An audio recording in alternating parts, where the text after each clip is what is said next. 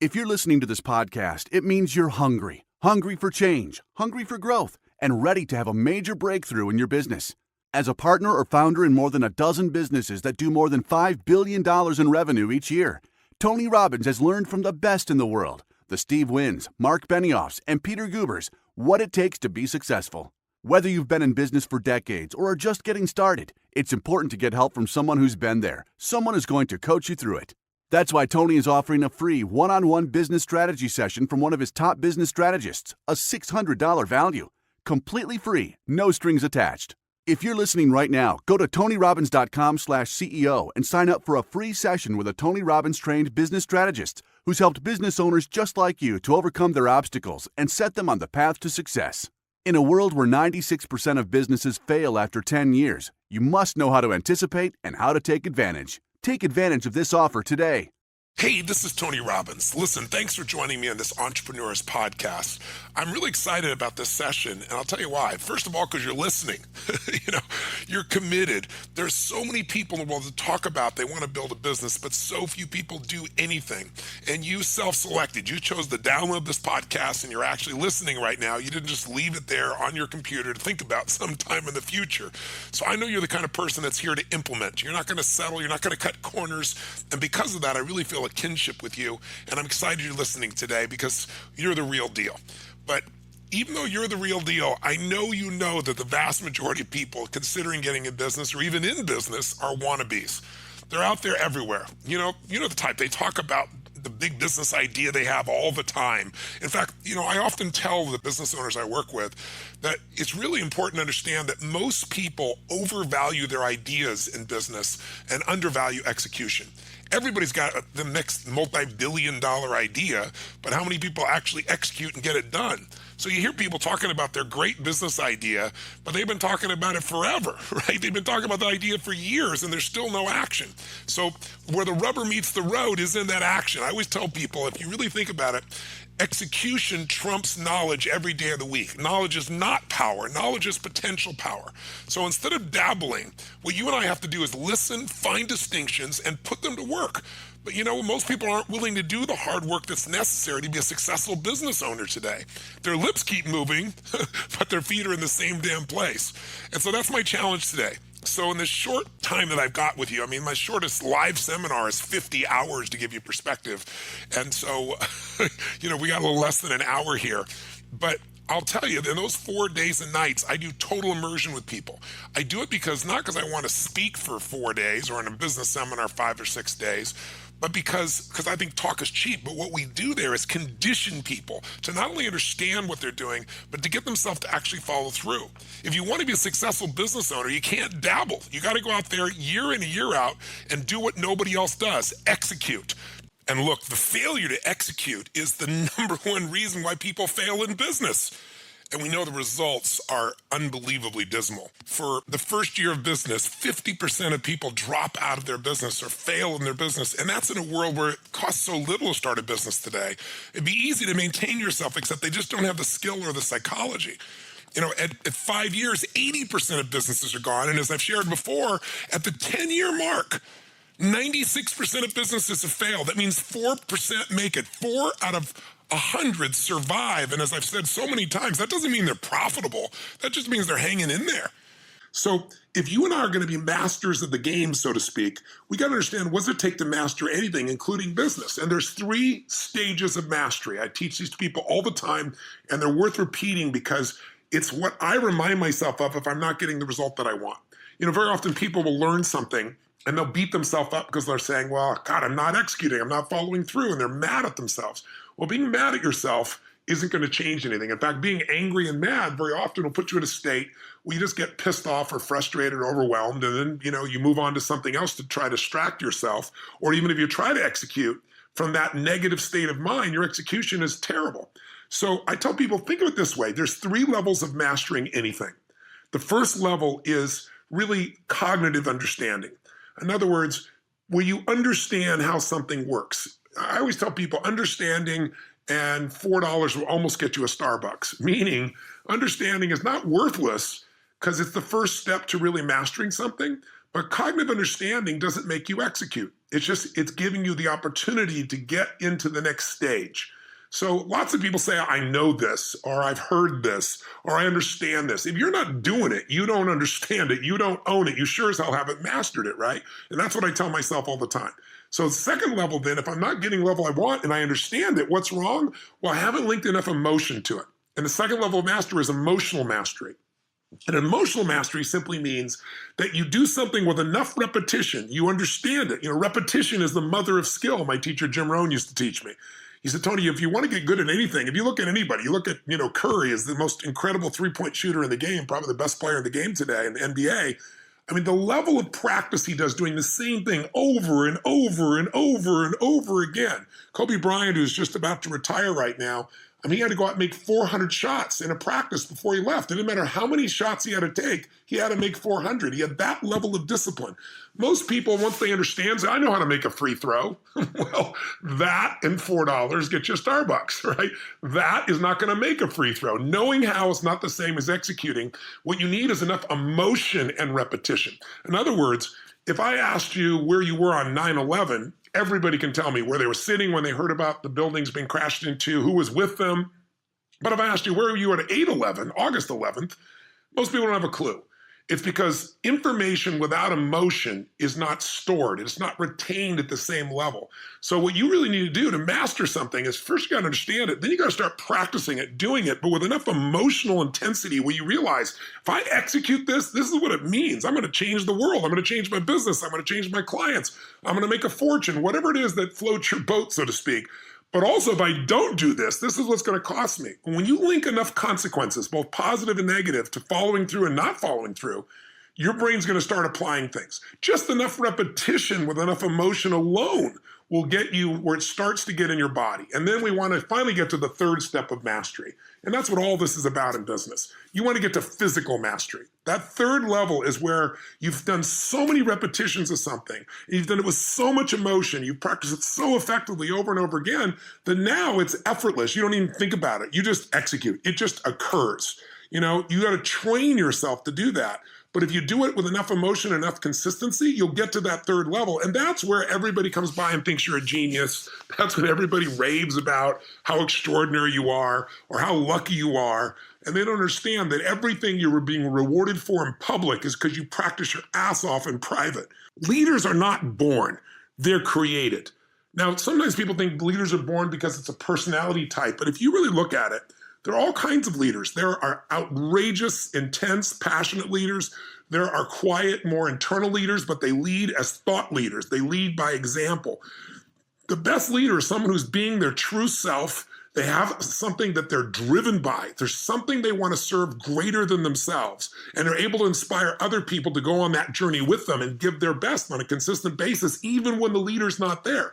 Management is getting people to do things while you observe them. Anyone can manage. But if you're going to build a successful business and you're going to end up not being a business operator who's stressed all the time because you're doing everything, and you become a business owner who can be gone and things are still going well, that's a person that has not only been a great leader, but they've developed great leaders as well. And great entrepreneurs at the most elite level are great leaders because they practice this deep practice. They don't just learn something intellectually. They figure out, how am I going to use it? How am I going to apply it? Let's apply it again. Let's get better and better until this literally becomes a part of me.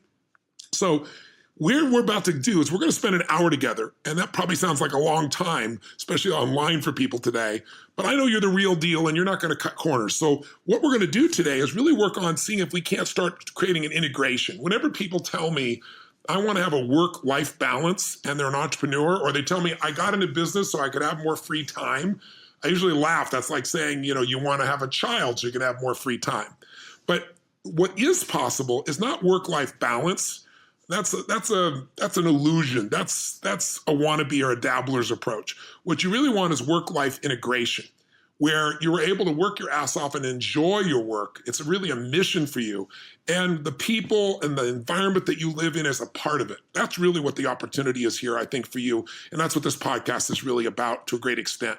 So if we're going to be fulfilled, this podcast can offer you some massive value, because I really think what you can learn here in just 60 minutes is not just some business jargon, because talk's cheap, but really what we're going to learn is a way of looking at your business that I think can take you to the next level. So let's get to our guest for this session, Noah Kagan.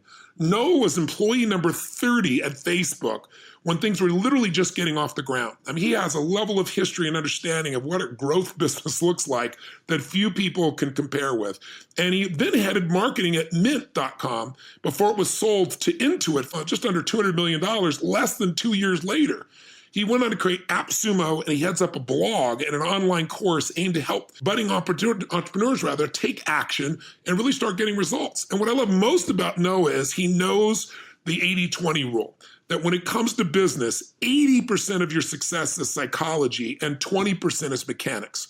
The chokehold in any business, I always tell people, is always the leader, the business owner. So it takes hunger to push yourself to master something new. And if you got that hunger now, let's step in and let's begin to learn what does it take so you're not the wannabe, but you're the person producing the results. You're the person living the dream, not talking about it. So let's begin. Let's introduce you here to Noah Kagan.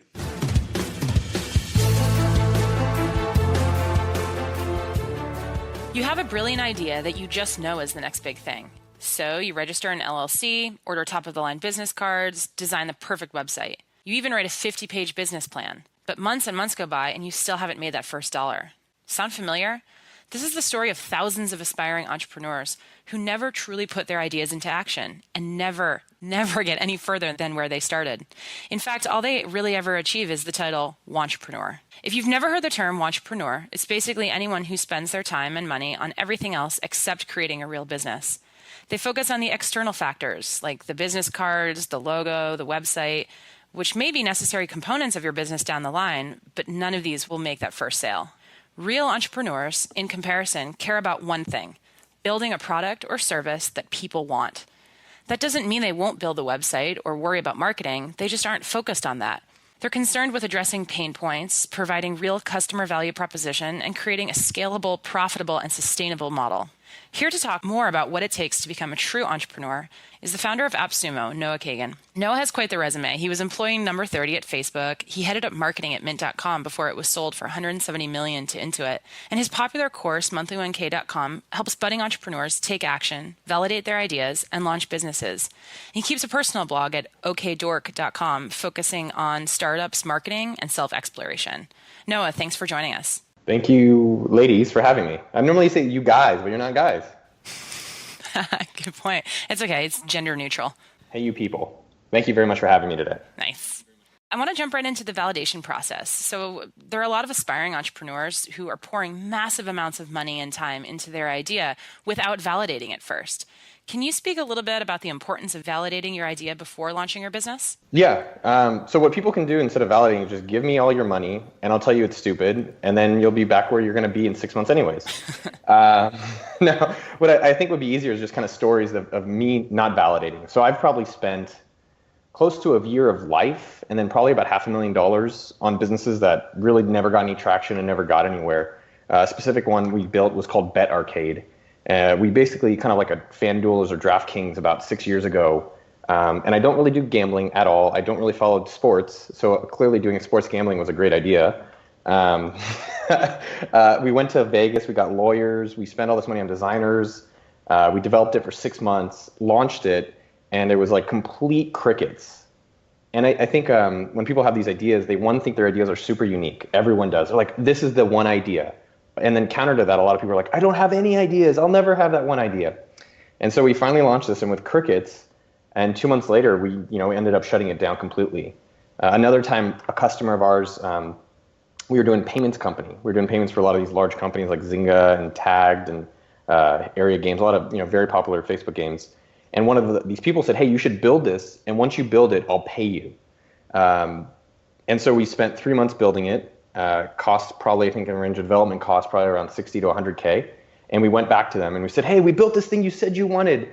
And they're like, hey, we're really busy right now. And this was Disney. And they have a lot of money, but we obviously didn't get a contract to validate that they were really going to pay for it ahead of time. And so those are kind of like just two of many examples of things that I've done where I didn't validate. And then so that kind of has really taught me and ingrained in me where like money is truth. Talk is, I hate when talk is cheap is kind of a cheesy one that we already know, but basically like money is a truth serum. And what I encourage everyone to do, which most people still won't do, is try to get to they won't try to get that dollar first. I call it the velocity to $1, where it's like, how can you get $1 right away? So an example on the other side is I did a conference a few years ago. And when I did the conference, before I got a venue, before I paid for speakers, before I paid for food, I went out and emailed people and said, hey, I'm selling tickets to an event. You should buy my event. It was called Community Next. And this is before I had really anything confirmed. I told people who I was trying to get to be the speakers. I told people where I thought the event would be. I said, here's going to be the day that it should happen on. And, I ended up selling like a few $100s in tickets, and it really gave me that validation right away that had a potential to be a real business. And so that's obviously a smaller example, and we could we can go through many other examples. But almost any business today, you should be able to validate and figure out within a week. I generally encourage people to do it within 48 hours to try to get 3 paying customers. And not the promise of paying, unless it's in writing, actual payments. So do you go through a process too where you try to validate it, not just will people pay, period, but how much will they pay? Do you set different price points and play around with those? I don't. That's there's the term I always use is wantrepreneur, and a lot of it. And my friend Ryan said this. It's a lot of people like the idea of playing business. So they buy all this software, they read all these books, they buy all these courses, and I actually think most people know the answers, but they're kind of looking for other things outside of the hard part. Some of the hard parts is just like the fear of rejection, the fear of no one liking it, the fear of it actually even working. That's been one of the more surprising ones with helping people start businesses, is that when it actually does work, they want to sabotage themselves because they're not sure what to do now. So pricing I would discourage. And the thing with pricing is like, as long as they buy, you can always kind of change your pricing afterwards. That's the way I've looked at it. And most of our businesses, like sumome.com, which is our marketing tools for websites, that helps websites grow. We've changed our pricing now 6 times in 2 years, or in about a year and a half, excuse me. And like MailChimp, which everyone knows and a lot of people use, if you read their blog, they've changed their pricing 10 times or even more in those in their years that they've been around. The point, though, is that people are actually willing to get their credit card, their cash out of their wallet, the hard-earned money, and exchange that for the value of the product or service that you're trying to provide. Yeah. And I think a lot of people have fear too that if they change their prices that they'll be perceived as inconsistent, but consumers have such a short memory.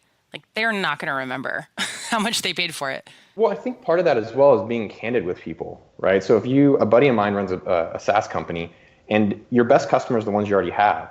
And so instead of trying to always work on new customers, he told me, he's like, what I do is I go to, he doesn't do this frequently, but he goes to his current customers. He said, hey guys, we're trying to be a sustainable business. We built all these new features. We need to raise the price a little bit more to this number to make it work for you. Unless you have any problems with it, I'm changing it in 2 weeks. And he doesn't do this every month, but he does this about once a year. And he hardly uses any customers, and he significantly grows his business through doing that. 2 examples of things that will be relevant to this as well, in regards to pricing, is one, whenever you're trying to validate or start a business, I always encourage people to do a quick spreadsheet. Google Docs is free. You can even do it on pen and paper. And so I started a jerky business called Sumo Jerky, and I did it in 24 hours. I didn't use any of my connections. I didn't use any of my network. I didn't use, I have this big following. I didn't use any of it. I literally just used zero. I spent, the beginning of it, I made a quick spreadsheet to say, all right, well, what price do I need to be to make $1,000 profit in 24 hours? And that helped me choose $20 per jerky bag. And so that was kind of like, all right, well, I know I need to do that. And then through doing that spreadsheet, I realized no way can I sell, 50 or whatever the number is to get to the $1,000 of profit. Or it was more than 50 to get profit, actually. So I realized then I had to do subscriptions and I had to do corporate sales, so selling to office managers. So I think if you do a quick model, it doesn't have to be super complicated. Don't call up your banker friends. But that actually gave me a lot more clarity into all right, what price points make sense for the customer that I thought was reasonable. A lot of times with pricing, we've done a lot of price testing at AppSumo. We've built very complicated engines that do it. And we've actually reverted to not doing those because we think it's kind of, we don't think it's nice to a customer to have you pay a different price than your friend. And we generally just try to price it what we think is a reasonable value. Like, what do we think is, my friend calls it 10x value. So if you pay $5, are you getting $50 in value? Or just hey, what do you think is a reasonable price for you to pay for this service or product? Yeah, that makes sense. So you mentioned earlier that people get so hung up on the product, and Tony says this too. He's like, people don't care about your product. You're the only one who cares about your product. It's really more about the customer. So you really need to figure out who your client is. Do you have any recommendations for people who are starting out? How do you identify that client? Who the customer is? Yeah, who the customer is, exactly. Well, so I can speak from examples. When I did, AppSumo, a lot of times this is where I think people get misled. The easiest customer to satisfy is yourself. And I think where a lot of new entrepreneurs or people just getting going is that they focus more on the opportunity than actually solving a problem that they're interested in. Because I think when you're solving something that you personally want, you'll stick with it longer when there's harder times, which is inevitable. Even now, we're a multi-million dollar company, and we have an amazing team, all this stuff. We still go through challenges. So I don't generally try to like focus on people or products that don't really serve something that I have understanding of. So like AppSumo started targeting startups. So I knew exactly where startups were because I was one. With Sumo Jerky, I knew it was kind of a healthy, delicious, kind of more for like kind of fitness people. So I basically went on Facebook and looked at all my friends who had like fitness categories tagged. And I went to my fitness groups. And I went to maybe some entrepreneur groups that had like office snacks. And so I kind of targeted more people like myself, and that made it a lot easier. I think that's generally what I would encourage more people to do. I think a lot of people that go for the opportunities, it's fleeting. And then once you kind of hit some bumps, like you quit really easily. Yeah, that's a good point. But if it's your passion, you're more likely to stick with it because it's closer to your heart. You hear all these different arguments about passion versus not passion. Just like, I think an easy way of defining it is like, do something that you wouldn't quit on. Mm-hmm. Like do something that you're like, I'll just keep doing this until I get it because I just really want it. So like AppSumo, it's like, I just would promote things anyways for free. Or like SumoMe, which is our main product, our main flagship product. Like we serve people who have businesses online that want to grow their businesses, and that's who we are. And we built the tools for ourselves. And so it's easier to understand like the needs and wants, and like, with marketing, as we'll talk about a little bit in specific examples, marketing is really who and where. That's it. And so if I already know who the people are, because that's me, I also have a pretty darn good understanding of where they are too. Yep.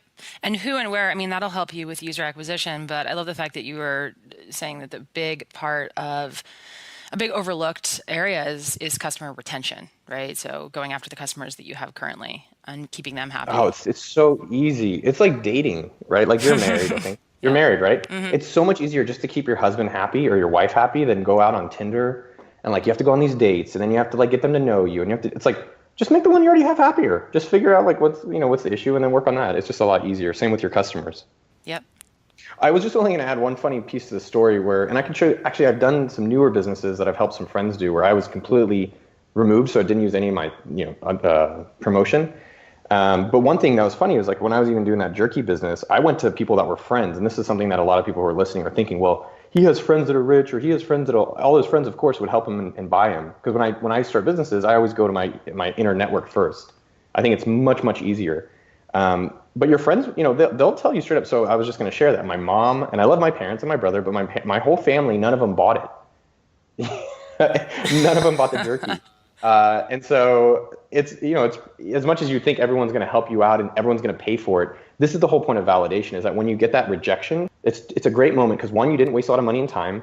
And two, you can actually find out what they do want. So maybe my brother hates jerky, but he drinks a lot of green tea. So I could do a green tea business maybe in the future. And that's a great learning. I can share two things that every time I share them, people just go nuts over them and they always love them, to help people get over their fears and get started validating, get started asking people for things. Because that's, today I went and asked for a free parking validation for the garage I was in. Even though I didn't eat at the restaurant, I just went up to the front desk and I was like, hey, I've eaten here before. I like you guys. Do you mind giving me free parking?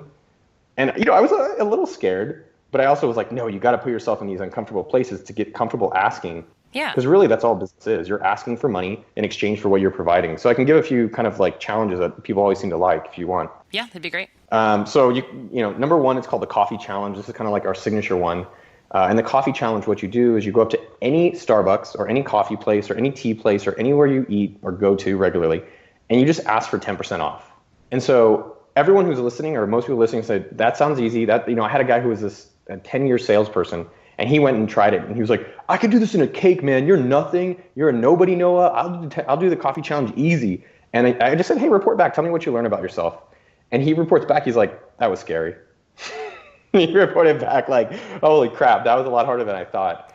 And, I think the fact that you can kind of practice those kind of things, or as I did with parking, or one of my a harder one for me, but I still do it and I have to force myself, is at the airport, I always ask for people's newspapers.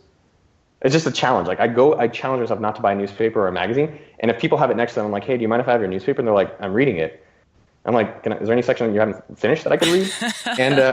And I, sometimes I'm reading Home and Garden, which is not my favorite, but it's the act of like consistently practicing. It's like any skill. The more you're kind of practicing this stuff, so the coffee challenge, the newspaper challenge, or in an airport, you can also do you take someone else's seat challenge. That one's a really awkward one.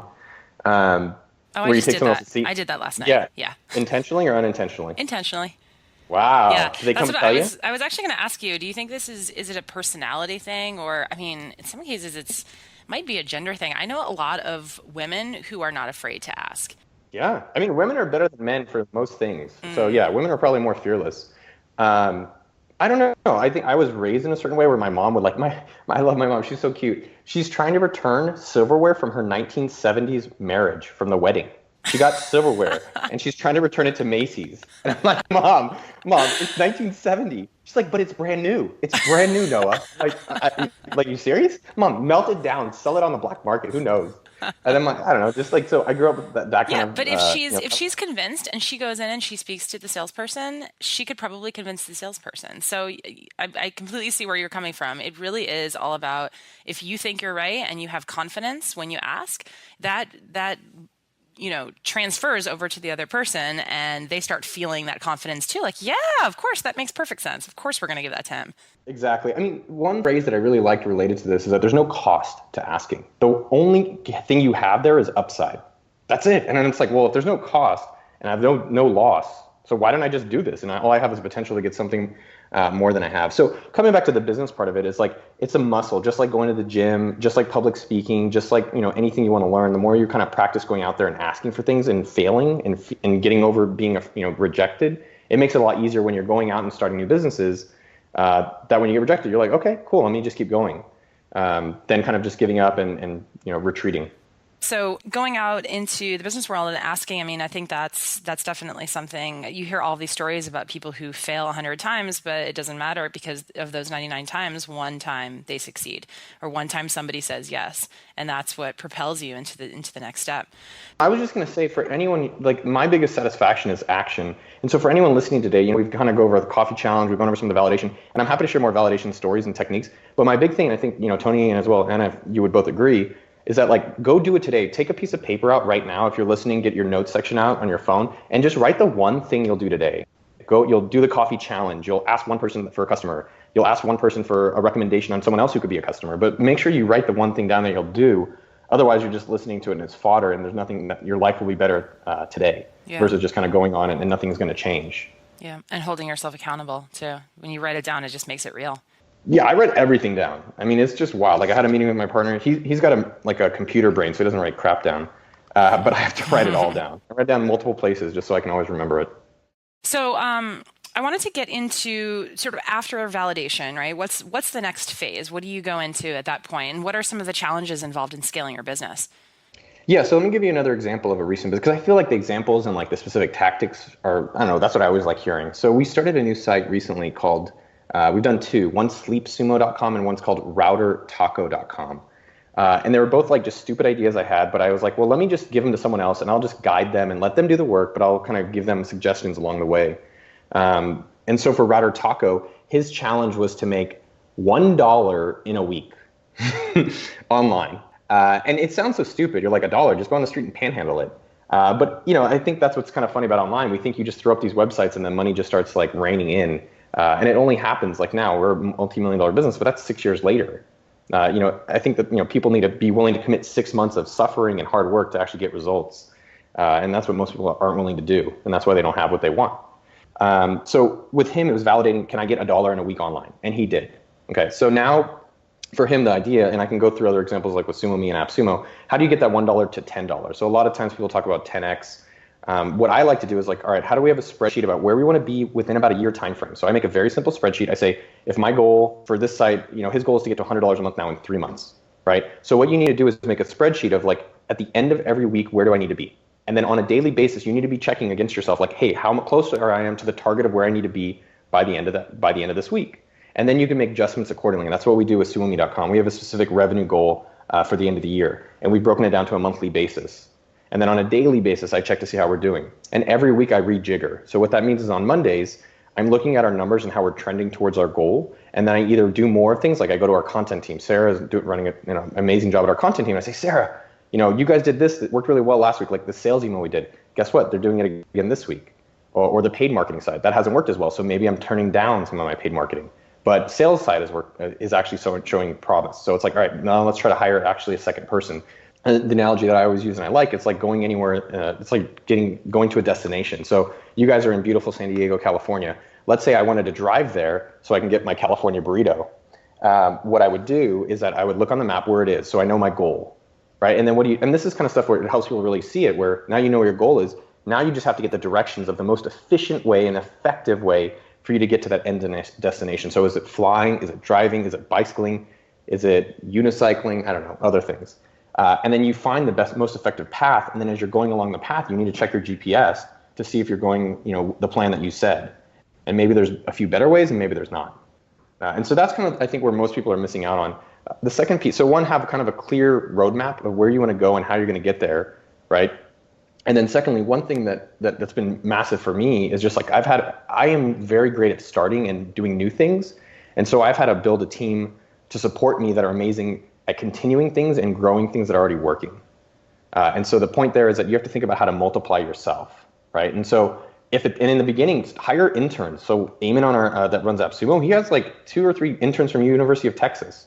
There's a bunch of people who need stuff for their resume. There's a bunch of people on Craigslist who will help you with free work with the idea that they'll get paid. So we started that, and eventually, especially if you have no money, don't pay a lot. And then as you get more money, you can hire, like we have now, like really high quality people. And so the idea of just thinking about multiplying yourself, that with the roadmap are kind of the key, I would say, key fundamentals for thinking about scaling your business, which is like, what is working in the business that I can do more of? That's part of the roadmap. And then making sure you have amazing people around you. One of the books I'd say that's helped me a lot with that is like Mastering the Rockefeller Habits. Mm-hmm. That was a really strong book. I'm sure a bunch of Tony's books will help as well, but that's one that I've read in the past that I just really identified with. Another one, like if you look at a lot of the famous biographies, like Elon is kind of a more recent one, but Steve Jobs or any of these guys who've built impressive things, they didn't build it by themselves, right? So what they did was went out and actually like they were the best recruiters and found the best people or identified the best people around them and brought them in to help create something bigger than they could by themselves. So you mentioned you're getting interns from like local universities, and a lot of people have challenges with that. Like, how do you identify top talent? And I mean, I know if you get smart, resourceful people, their training is more minimal. But what are some of do you have any kind of like tips for people to be able to surround themselves with top talent? Yeah, recruiting is like finding a good man. They're hard to find. It's tough and it takes effort. So think about if you're wanting to hire really great people, it's a very clear function of how much input you're getting is how well of the output you're going to get of great people. Mm-hmm. And that's the simplest way of understanding it. More importantly, your mindset needs to be, I'm going to put in a lot of time. This is the most important thing if it is. And then the result of that will be you'll get the best people available. So things that I've done that have helped, our company, sumome.com and appsumo.com with recruiting.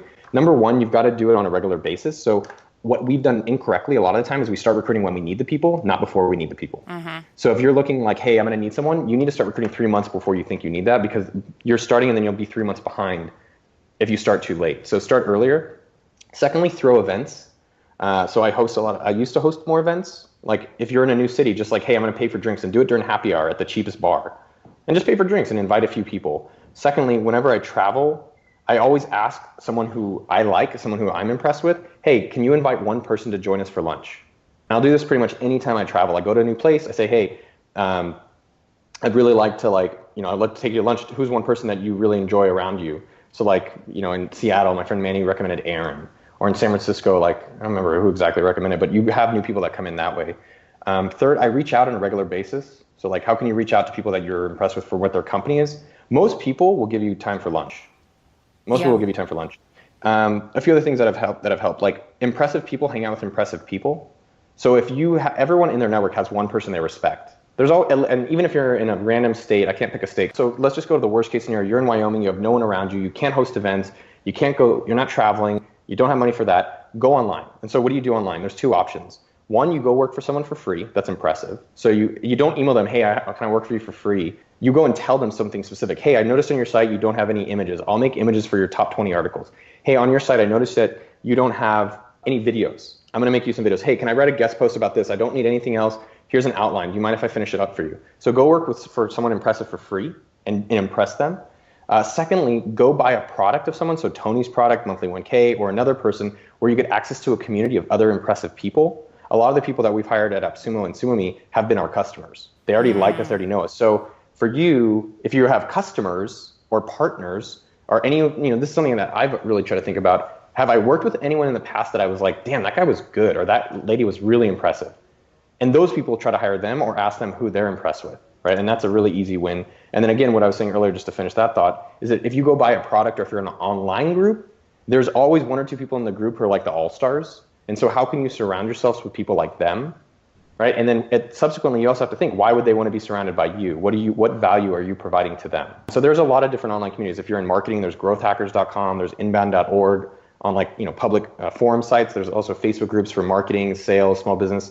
And if there's not one, why don't you create it and then spend each day you invite one person? And that's your thing. That's what I did in Austin. I created Austin Startups 5.5 years ago when I moved to Austin. I was like, hey, I'll just bring all the Austin startups together. And I didn't know anyone here. I just came by myself. And I just started inviting as many people as I could. And I asked them to invite as many people as they could. And now it's an 11,000 person group. And we've actually hired Robert, who's an amazing developer, through that group. Wow. And I think other people have applied. And maybe I don't even realize it, that have come through just that group alone. Yeah. So those are a bunch of different things. I'd say the biggest thing overall is look what you already have access to in your network, in your LinkedIn, and your Facebook, and your own friends who they recommend. And then proactively spend time each week, like block out 10, 15, 30 an hour of reaching out. Like if it's a priority, like look at how much of your week are you spending on that priority. So like I will tell you for recruiting, like something like this, it goes out there, people know sumome.com is recruiting and they come and apply. I spend probably 60 to 80% of my week recruiting right now because it's the biggest priority in our company. Wow. And so, for someone else who says, hey, I want to grow, I need more people, like look at how much time you're actually spending on that versus other things. Yep.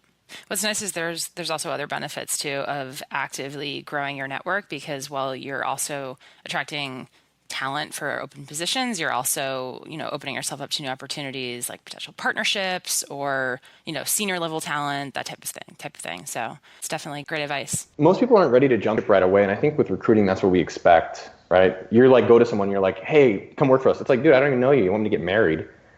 It's like, yeah. I need a date or two for that to be a reality. And I think here's my compass for a lot of what we do with recruiting is just like, how's my energy while I'm interacting with these people?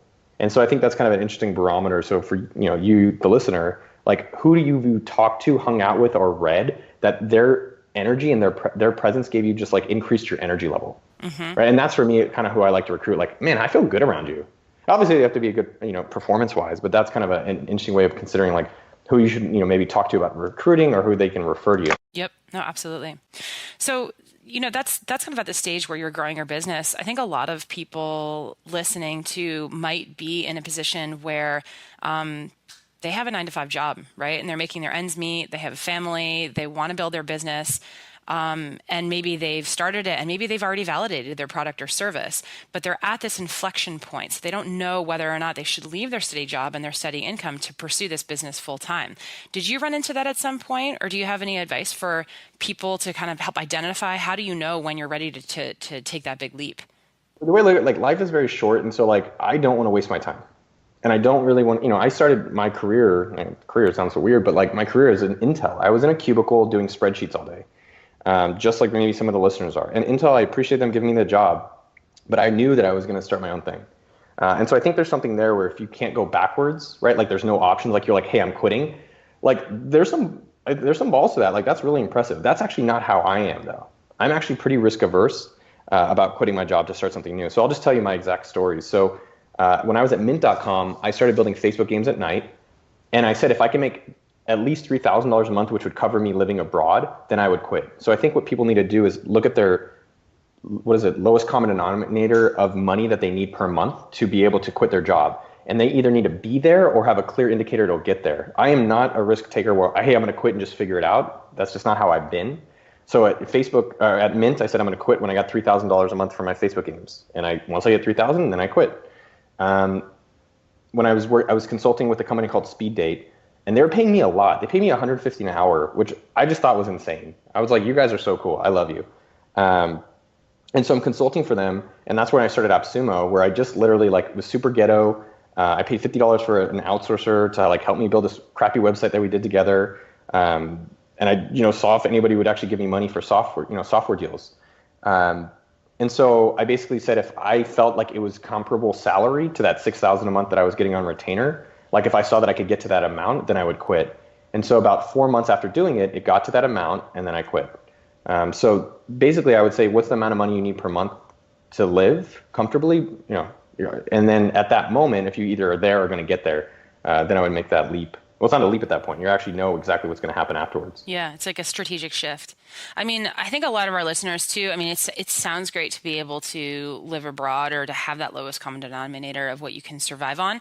A lot of people, they have families, right? Or they have mortgages, or they feel trapped because they have financial obligations, or maybe they haven't quite achieved the level of financial independence or freedom that they ideally would want to have before taking that step. What would you say to people who are in that kind of need more structure? Well, so I think for me, it's hard I think we can really empathize or understand certain situations. Like, I don't know what it's like to be a minority. I don't know what it's like to have a family. I've just never done either of those two things. But I've seen and I've met people now trying to start businesses with a family, and I do realize that it's harder. It's easy for me to say, like, one of the things that's easy to say is wake up earlier, stay up later. But if you have to get up at 5 to take care of the kids, drop them off at practice, and then at night you need your kids. Exactly. And then you have maybe an hour that hour at night. Like, I don't have kids, I'm not married, so it's a lot easier for me to say those things. And so you have to, maybe your pace is going to be a little bit slower. But it's like, all right, where can I fit it in if it's actually a priority? I don't think actually most people want to start their own business. I just think they want to have jobs they like. So for the people with families, like, try to find some kind of problem or thing that you want to work on and you're excited about, because especially you're limited in time. And then you do have to break out that time. So every Sunday, I break out my calendar. I'm very clear about where my time is going to be allocated. And so if you really want to start your own business, like, break out, like, hey, every Monday, 1 to 2 p.m., that's, and every, those are my hours that I just do not compromise on. So like every Tuesday and Thursday, from 9:30 to 11, Tuesdays and Thursdays is my study time. And I do not compromise on that. Like, it has to be an emergency or like a very unique case for me to change those times. Another thing that I think will help a lot of families out, or people who are maybe in more independent locations, like they don't have a big network or they don't have a lot of people around them that are trying to start their own businesses, you need to get an accountability buddy. Mm-hmm. So mine is Adam from mybodytutor.com. And so I literally email him every single Sunday. I tell him what I'm going to do. I told them, and I review what I did the previous week. And so I have other friends that we do this on a daily basis. They email me like, hey, here's my goal. Here's how I did today against my goal. And they do it every day, Saturday, Sunday, birthdays, weddings, bar mitzvahs. There's no excuses. And I do notice for myself and for them, just having that, like, I know I have to email them.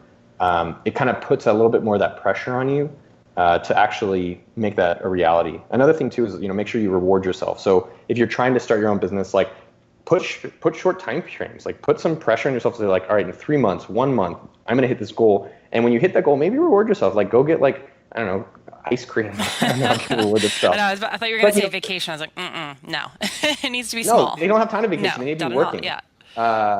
And I think the other thing, so yes, reward yourself. And I think the other thing too is that especially if you're in a family, if you're strapped for time, if you don't have a bunch of capital, you really need to be prioritizing. You need to be not necessarily just consuming things. You need to be really thinking, am I consuming or am I producing? And your time, for the most part, especially in these early phases, you're a producer. You are figuring out what people want. You are giving them that, and above that, and you are continually trying to figure out, how do I make this repeatable? Another thing that actually Gary Vee mentioned to a friend of mine, which I thought was an interesting thing about relationships, to your point, Anna, is that you have to make sure you have the right partner. So I don't think you can divorce your husband or your wife, but you need to make sure, and this is what Gary said, and I thought it was a pretty good point, which is you need to either have a fullback, and so that means that your partner is like in the play with you. They're like helping with the business. So I met like Scott from happentoyourcareer.com. I think it's happentoyourcareer.com is Scott, and his wife is with him, and she does the back office and he does the front office, and they're a great team that way. So either you have a fullback partner or you have a cheerleader cheerleader. Mm-hmm.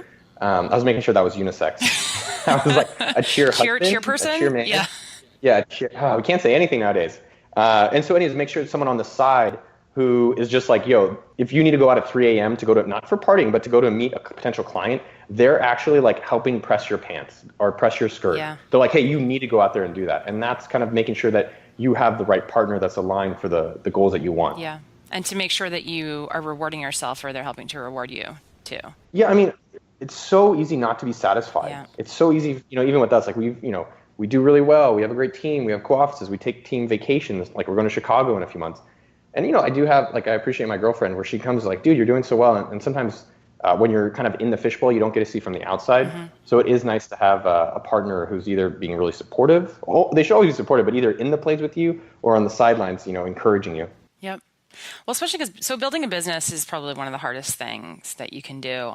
So I want to talk a little bit about the mental and emotional stakes, right? So when you're trying to bring an idea into fruition, there's a lot of doubt and there's a lot of apprehension because you know the odds are stacked against you. And a lot of successful entrepreneurs tell you that their business finally took off, but it was like the umpteenth iteration of an idea. So it could take 3 weeks, it could take 3 years, it could take 10 years, right? So what's your advice for conquering fear of rejection and failure and sort of having the mental toughness to make it through? I mean, what is probably one of the most difficult things to undertake?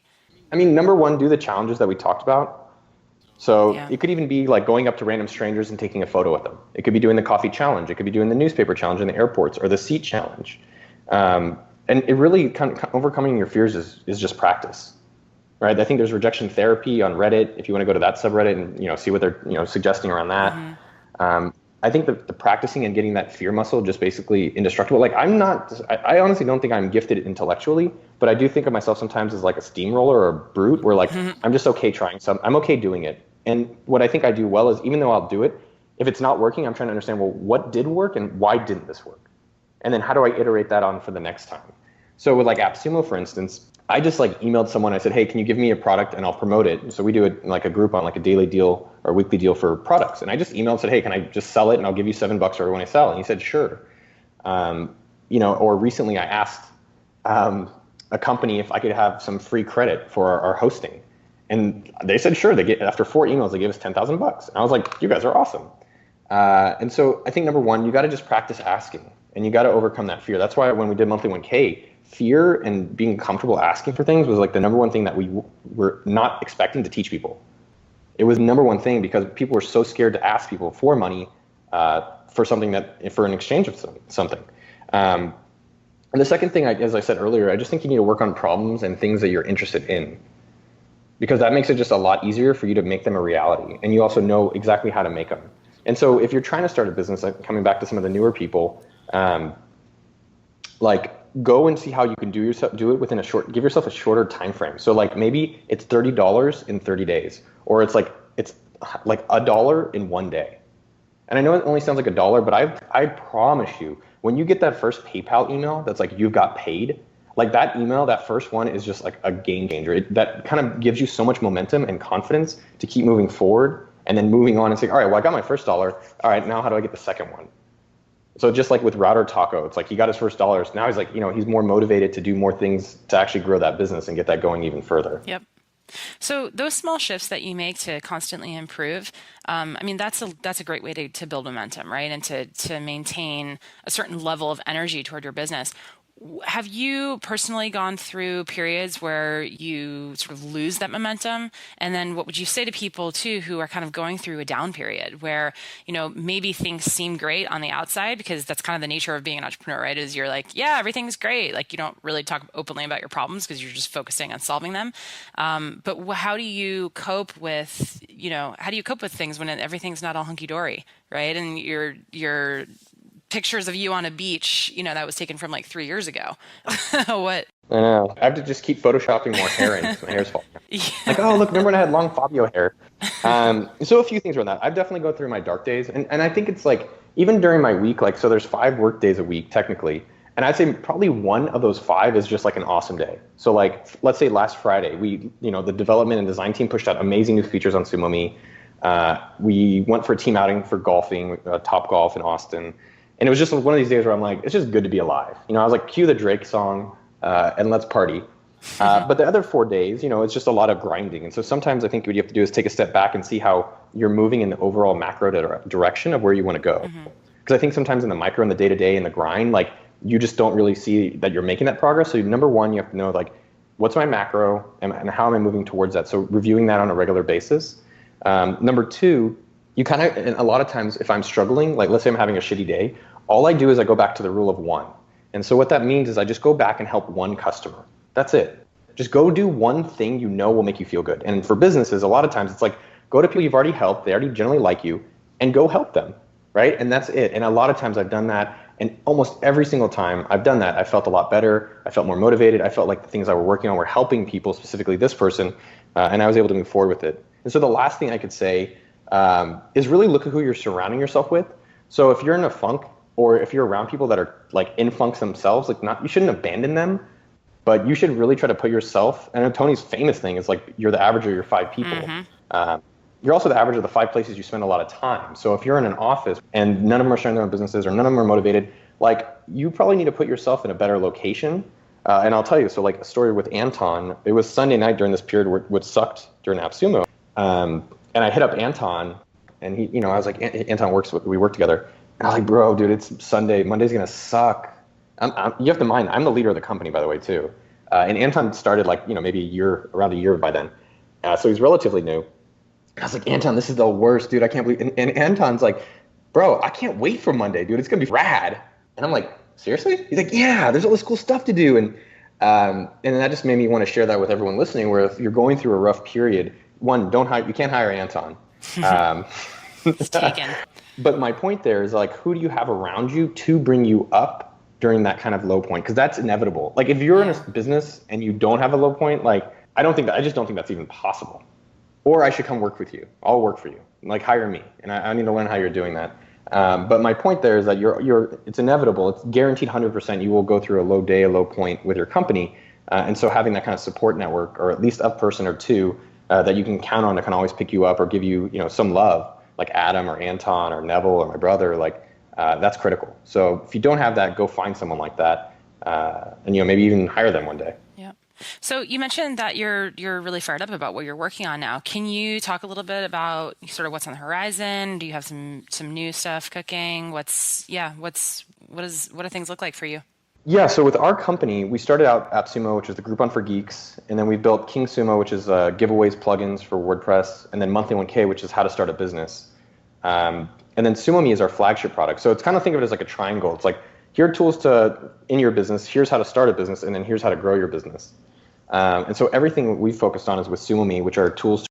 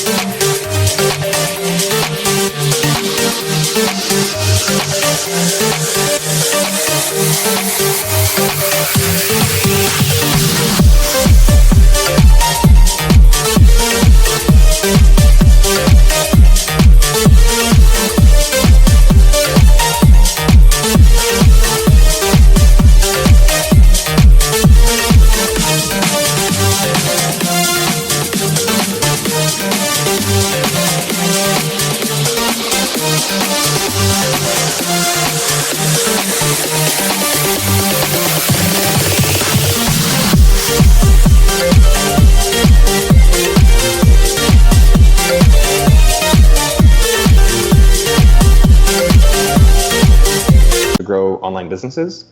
And so we've been working on this now a little over 2 years, and it's been really fun. Like in terms of performance, we're in the top 1% of all SaaS companies. So we've had a lot of success with the product. Wow. And more importantly, like people are using it to grow their email lists, to get more social shares. The thing I would say for us, what we've done this year for the first half so far this year, and with SumoMe, is that instead of building a lot of new features and a lot of new applications, we've improved what we already have. And I'm going to repeat that because I think it's important.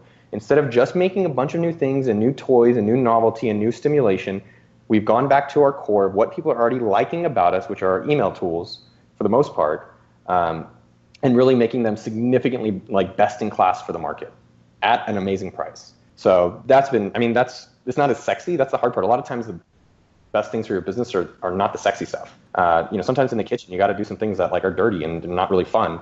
But at the end of the day, that's where a lot of the reward and results are going to come from. So that's where we've spent a lot of our time, which is just like making our primary tools even better. And then as a business-wise, we're trying to work on hiring salespeople to expand the company besides just online marketing, actually talking to customers verbally and growing the business that way. Yeah, that's interesting because a lot of people now are trying to get off email. But so far, like you said, social can be risky, and there hasn't been a new channel that is as solid. So it's kind of like tried and true. But it's going to be interesting to see what happens. What's the next iteration of business to consumer communication, right? Because I think there is a possibility that email could not go away, but sort of evolve into something very different. But yeah, I think the majority of businesses, right, they're not growing and using their databases in the way that they could. It's like you're married, as we talked about earlier, and it's like relying on a third party to communicate with your husband. Yeah. And you're like, well, that's silly. Why would I do that? I'm like, well, that's what you're doing now with your business. Yeah. And so I think what we do is that you want predictability and you want consistency. And if you need to have that in a business, which is important, then email is the only way that you can consistently rely on communicating with your customers and selling them and educating them on an ongoing basis. So there are other things, like everyone's all up in the Snapchat. I don't really get why all these businesses are trying to do that fully. I think there's something there, but I think email is the one that we've kind of made millions of dollars on, and we've helped other people make millions and millions of dollars on. And that's what, in terms of trends, I would say something that I've seen a resurgence, and I think more people will start even be like, shit, I really need to make sure I'm growing my email list actively. Yeah. Well, like you said, it's direct. It crosses all sort of demographics too. I mean, everybody's excited about Snapchat because it's millennials and it's visual, but yeah, email definitely has broader reach. Yeah, I mean, Snapchat's like the new shiny toy that everyone jumps on, and then in 6 months it'll be another toy. Like Vine was there, and then I don't know, Meerkat and Periscope were there, and I think you can actually, if you get to a channel early, that's where you have a lot of opportunity. Sure. Like if you get Instagram super early and you take advantage of it, and same with YouTube or some of these things, but eventually the market becomes efficient and a lot of the opportunity for subsequent people is lower. And so I think what you really have to do ultimately is just probably pick one.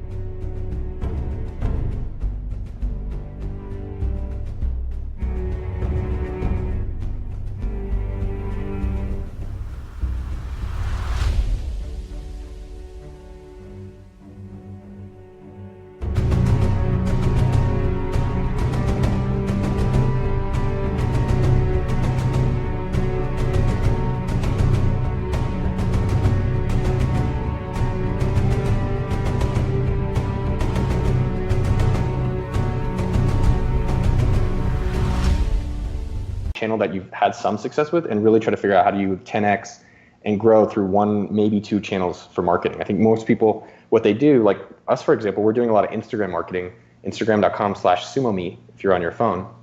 And so we've spent a good amount of money doing it, and we've had pretty good success. I think we have like 60,000 followers by the time you listen to this, but we haven't seen a bunch of actual results in terms of customers. And so I think what most people do is they keep doing it, and even though they're not seeing customers, they keep doing it. And so I think what we've done well as a company is we do it, we try it out for a reasonable period of time, 3 months, 6 months, and if it's not working, then you have to pull back and then focus on another channel that you actually have seen results on. So for us, it's our blog, like sumome.com/stories. A lot of great content, a lot of people read it, and that's actually helped grow our business. So it's like, all right, well, what if we could take that time and money and put it on that? Cool. Well, is there anything else, Noah, that you want to share? I mean, I'll share one more thing, and then I do have to get going. I will share 5 things that people can do to get traffic today, because I know that's something that a lot of people who are starting out online are always like, hey, how do I get that traffic? It sounds like it's a drug. I know. Give me some traffic. You got the hookup? You got the hookup on that traffic stuff? So the 5, no, you're exactly right. The 5, and here's 5 that I've done. So we did a sleepsumo.com and then Router Talk, or 2 sites that I've just helped these 2 guys. I didn't use any of my network, any of my connections. I just helped them. And these are the 5 things that both of them have done to get. One of them's got 10,000 visitors in around 30 days, and the other one has made money, not a lot, but some, within about a week. And so these do work. You just have to go do them, and you keep doing them. Like one of my favorite videos around just doing it is Art Williams. If you guys have not watched the Art Williams Just Do It speech, it is a game changer. Like I still get pumped up when I listen to it. So yeah, go watch Art Williams Just Do It speech. But the 5 that work really well, and I'll go in order. What you're going to do, number 1, is you're going to do giveaways. So we have software called kingsumo.com. You can use that. There's Rafflecopter, and there's other software out there that you can use for giveaways. And what we've done is that we actually ask companies for free products. So you don't have to spend money. But what you do is you go to a company like, hey, I want to promote you. And then you run a giveaway with their stuff. And then you get a bunch of new people. And that works really, really, really well. That's what we've done with all of our businesses. We're selling our software that we've used effectively ourselves. Number 2 is interviews. Go and interview a lot of people. I did this at mint.com as well, and that's, mint.com got bought for almost 300 million. So you go interview people, hopefully relevant ones, like ideally their readers, their customers, their fans are ones that you would like as well. And you make a really nice interview, you put it on your site, make it pretty, send it to them, and a lot of times they'll share it. Number 3 is guest posting. A lot of people have already heard this one, but guest posting, if you do it well, you will get a lot of traffic, you will get backlinks, and it really helps grow your business because it's free, and it's all these people who are actually getting educated and learning something from you, and subsequently they'll come to your site and purchase. If you're in a service business, like maybe you're a realtor, a lawyer, a doctor, what other business could you actually complement and help out? Is there another like accountant that you can come and say, hey, can I do a presentation, a webinar, an email, a blog post for your customers, and I'll do something for free, and it will be great, and then subsequently their customers will benefit and they'll learn about you. You can do, that's kind of more of that's basically the same thing as this guest post concept I'm trying to talk about. Who has your customers, and then what could you do for them that they're excited to share for their customers? Like I got an email today where the guy's like, hey, Noah, I love you. Can I just do a guest post and just link to my site 100 times and you can just post it and then promote it everywhere? You're like, where's the value? I was like, yeah. That would be amazing. Oh my God. Yes. Yeah. Yes. I was like, we were definitely doing that. No, and so that's the opposite of someone, this kid, I don't even know how to pronounce his name. It's like Sakhar Sakhdev. It's an impressive name. Like I like complicated names, and that one might be it's a top 10. Nice. And so he emailed me and he said, hey, I want to work for free. Give me one problem, and I'll get it back to you within a week, and it'll be impressive. And I said, this is something I need. I need a list of every webinar software company out there. And in a week, he got me this list, and I was like, all right, well, he's like, give me more. And that's the way that it's easier for me to want to respond to him and help him and potentially either hire him or build a relationship that way or promote him in the subsequent future. And then 4 and 5. Number 4 is look at your available network. Everyone's in a Facebook group, a church group, a soccer group, or are you in a LinkedIn group? Are you have people on your phone? Most people, what they do when they start a business, Anna, is that they neglect their network. And I don't mean to go spam your network, but if you think you're doing something well, it's more than acceptable. It's almost it's like you're doing a disservice if you're not telling your friends about something. As an example, do you tell your friends about a new movie? Yes. Do you tell them about a new restaurant? Yes. So if you're doing a business or wrote a blog post or something, wouldn't you want to share with people? If you actually think it's good. If it's not good, that's maybe on you. But if you actually think it's decent or at least great, decent to great, you're doing a disservice not to tell them as well. Yeah, and also, they're your network for a reason because you value them, but you're in their network because they value you. So they care about you. I mean, I think that's something people completely underestimate. They want to know. Yeah, no, I mean, exactly. And then lastly, and I encourage this last, especially if you don't have a business that's large, not even large, if your business is not making money, then don't do this one, but it's advertising. And I'll speak to that as well. And what I mean by ads, the 2 ads that I encourage is 1, niche ads. And so what that means is instead of if you try to go and sponsor Tony's podcast or Tony's website, that is going to be way more expensive than any of us can afford.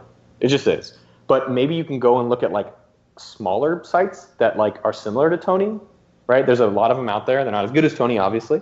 But there's other sites out there that you can go out there and say, hey, I'll pay $100. Can you put my link in your newsletter? Hey, can I give you $100 and then put my giveaway on your site or put my advertising?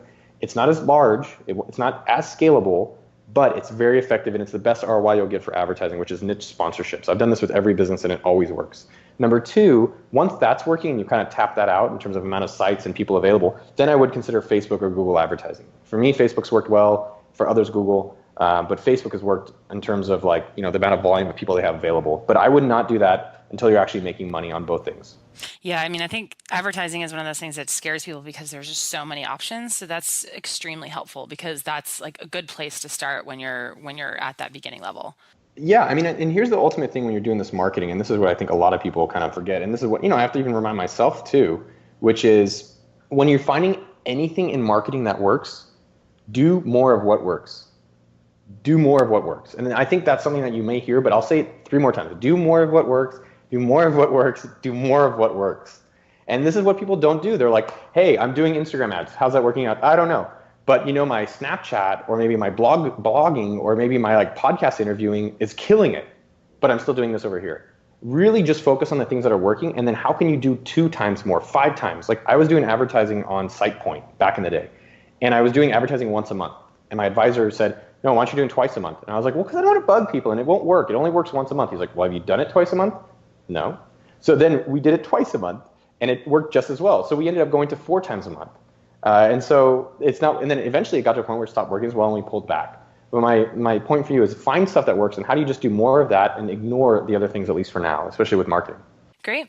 Well, thanks, Noah. This has been really great. I think a lot of our listeners are kind of hungry for more even. So where should they go if they want more of you? Where should they go? Oh, there's enough to share. Don't worry about that.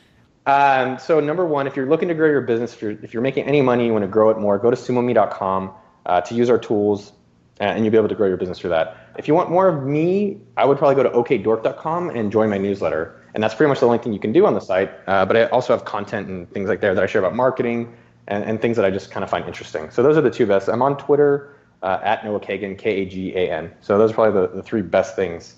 And if you haven't signed up, last one, I got to do it. Last one, if you haven't signed up for appsumo.com, it's like a Groupon for geeks. So if you're on your phone, go to appsumo.com and sign up. But number 1, Sumo Me. Number 2, okdork.com. And number 3, appsumo.com. Great. Do you have the right mindset and skills to take your business to the next level?